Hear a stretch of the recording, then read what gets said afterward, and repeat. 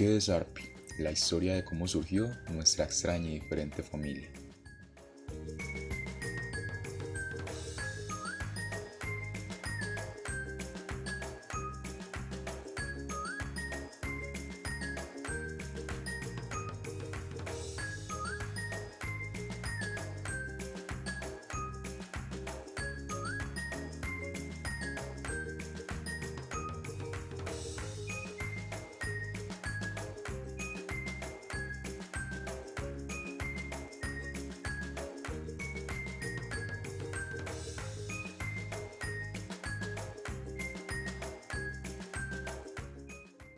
La evolución moral ha desembocado en una teoría ética que hoy por hoy es la mejor fundada. Esta teoría se resume en la Declaración Universal de los Derechos Humanos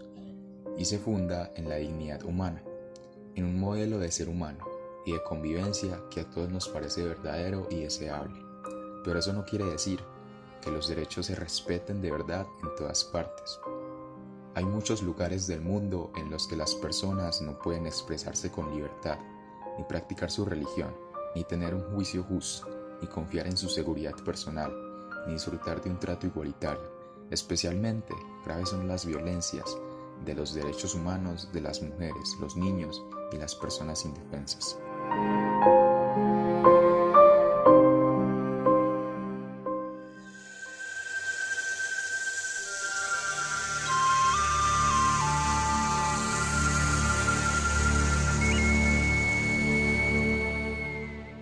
Históricamente, los primeros derechos que se desarrollaron fueron los llamados de primera generación, los derechos de libertad, que limitan el poder del Estado como libertad de pensamiento, conciencia y opinión, y que respondían a la problemática del siglo XVIII, especialmente a la lucha contra las monarquías absolutas y a los intentos de implantar sistemas de gobierno en los que participara el pueblo.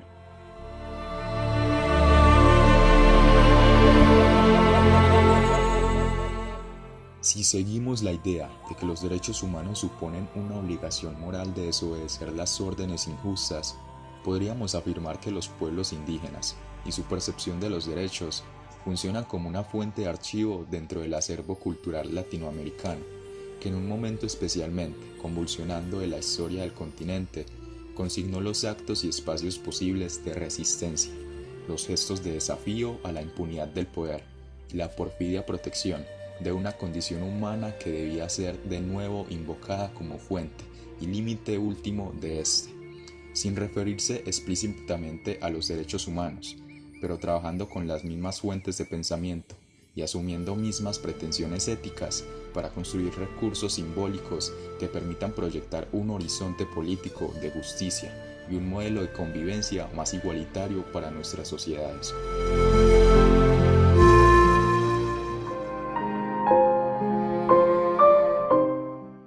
Las Naciones Unidas, preocupadas por cómo los derechos humanos pueden verse afectados por la crisis del coronavirus, hacen un llamado para que los países aborden la pandemia con un enfoque más cooperativo, global y basado en los derechos humanos,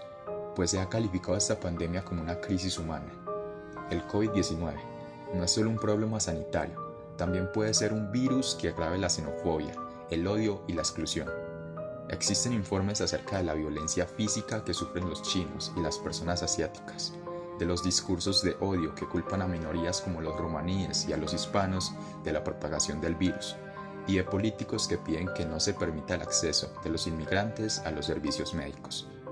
Todo muestra que los estados deben enfatizar de forma urgente en los derechos humanos de todos, particularmente de los más vulnerables y marginados.